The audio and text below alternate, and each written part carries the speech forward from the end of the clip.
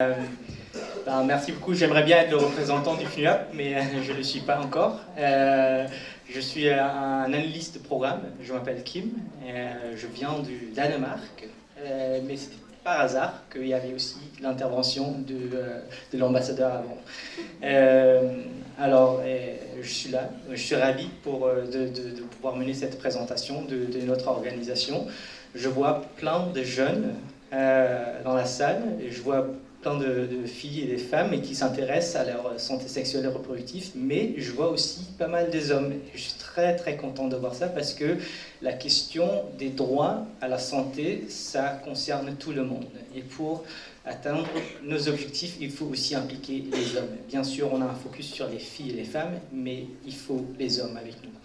Donc, UNFPA, United Nations Population Fund, en français c'est FNUAP, mais on va se contenter avec le titre anglais.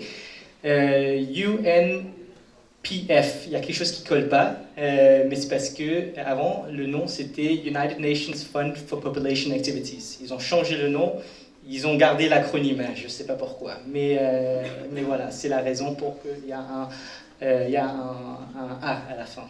Et ils ont changé l'ordre. Alors, UNFPA, c'est l'Agence des Nations Unies pour les droits à la santé sexuelle et reproductive. Notre mission, c'est de bâtir un monde où chaque grossesse est désirée, chaque accouchement est sans danger, et chaque jeune réalise pleinement son potentiel. C'est moi qui touche la chose, peut-être, je sais pas. Peut-être je dirais que le troisième, c'est celui qui vous concerne le plus pour l'instant. Et bien sûr, ça c'est un focus très important pour nous. Alors, on travaille avec 3 objectifs transformateurs. La première, c'est de mettre fin à la non-satisfaction des besoins en matière de planification familiale. C'est-à-dire que tout le monde doit pouvoir avoir le choix quand est-ce qu'avoir des enfants et combien ils veulent en avoir. Au décès maternel évitable, bien sûr, ce n'est pas tous qui sont évitables, mais ceux qui sont évitables, on veut les éviter. Et à la fin, mettre fin à la violence basée sur le genre et aux pratiques néfastes. Les pratiques néfastes, vous pouvez vous demander c'est quoi? Ça peut être par exemple les mariages des mineurs. Alors, notre cible, bien sûr, on cible plus ou moins toutes les populations vulnérables, les jeunes. Peut-être vous ne pensez pas comme une population vulnérable, mais pour nous, c'est le cas. Les personnes âgées, les personnes en situation de handicap et les personnes migrantes et réfugiées. Alors peut-être vous vous demandez pourquoi pas les enfants. Les enfants sont une population très très vulnérable, c'est vrai, mais les enfants, c'est UNICEF. Et c'est pas, donc on laisse leur expertise sur les enfants et nous on se concentre sur les autres populations. Et à travers des groupes cibles, bien sûr, on a un focus spécial sur les filles et les femmes. À travers les tous, les jeunes, les personnes âgées, les personnes en situation de handicap et les migrantes.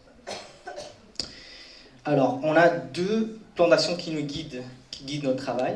Le premier, c'est la CIPD, c'est la Conférence internationale pour la population et le développement. C'est une charte ou un plan d'action qui a été développé en 1994, où 179 pays se sont réunis pour adopter un plan d'action.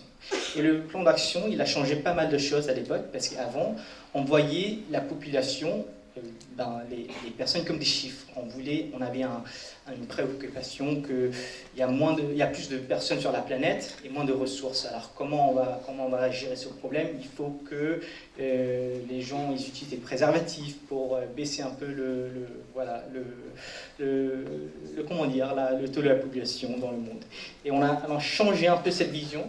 On a changé pour dire non, c'est pas une question qu'on veut baisser, c'est qu'on veut donner le choix à chacun de décider combien il veut en avoir. S'il veut en avoir 0 enfants, ok, 1 enfant, ok, 2, ok. Donc c'est le choix de chacun de pouvoir décider. Nous, on se base sur ce principe. Donc, le plan d'action a réorienté l'attention vers les droits à la planification familiale, la santé sexuelle et reproductive, l'éducation, la protection contre la violence, etc., plutôt que la réduction de la population. Et l'année prochaine, bien sûr, représente le troisième anniversaire, 30e anniversaire. La deuxième, c'est les ODD. J'imagine que vous en connaissez déjà très très bien, peut-être pas tout le monde, mais en 2015, le monde a adopté les 17 objectifs du développement durable qui a été mis en œuvre en 2016. Et c'est à l'horizon de 2030. Donc en 2030, c'est le but qu'on va atteindre les 17. Et c'est tout le monde qui travaille pour contribuer à atteindre les 17. Quoi que ce soit la société civile, les universités même, les Nations Unies, les institutions gouvernementales, même le secteur privé, on voit plus en plus des acteurs qui se réunissent pour atteindre ces objectifs. Et c'est ça qui est beau. Alors nous, le FUNIAP, on s'appuie surtout, en tout cas le FUNIAP au Maroc, on s'appuie bien sûr surtout, j'imagine que vous savez déjà peut-être, mais sur le 3, la bonne santé, le bien-être, et sur l'égalité entre les sexes. Ça, c'est les deux principaux objectifs. Mais on travaille aussi sur l'éducation de qualité, sur le travail décent, la croissance économique, l'égalité réduite, les villes et les communautés durables, et on ne peut pas le faire sans faire des partenariats et des collaborations. On ne peut pas le faire tout seul. Tout ça, indirectement, ça amène à la réduction de pauvreté. Tout ça. Donc, pour arriver au numéro 1, il faut traverser pas mal d'autres. Un peu de contexte, je ne vais pas lire tout ça, parce que vous en connaissez peut-être déjà, et les autres intervenants ont déjà expliqué un peu. Bien sûr, il y a des fois, les chiffres peuvent changer un peu, ça dépend quand est-ce qu'on les prend, ça peut toujours évoluer, et donc il faut juste le prendre comme à l'instance comment elle est la réalité. Donc surtout, la fin, je ne sais pas si vous le voyez, mais au fond, c'est 1,7, ça c'est au Maroc, hein. Alors 1,7 million de jeunes Marocains, correspond à 28%, ne sont ni en éducation, ni en emploi, ni en formation. Le mot technique pour ça, c'est NEET, N-W-E-T. Et parmi cette population, 3/4 sont des filles. 3/4, alors 75%, c'est énorme ça.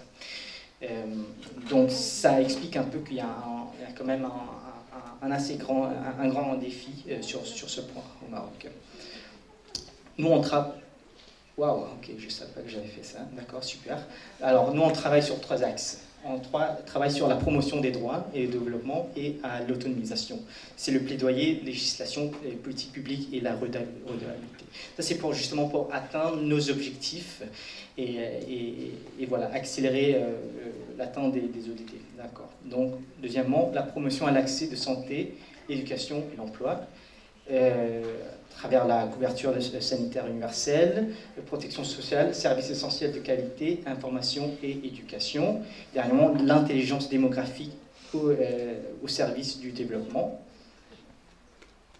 L'information et données, l'exploitation des bases de données, l'utilisation de données, études et des coûts d'intervention remises, benchmarking, transfert d'expertise et la modélisation.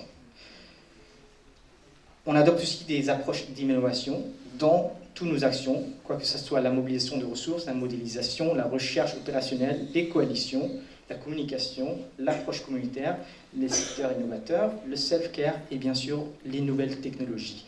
On va bientôt lancer une application qui s'appelle Saga en partenariat avec des partenaires un partenaire du secteur privé.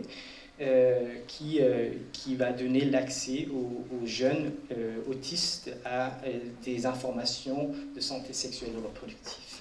C'est pour dire que tout le monde, tous les groupes cibles ont le droit à la santé sexuelle et reproductive.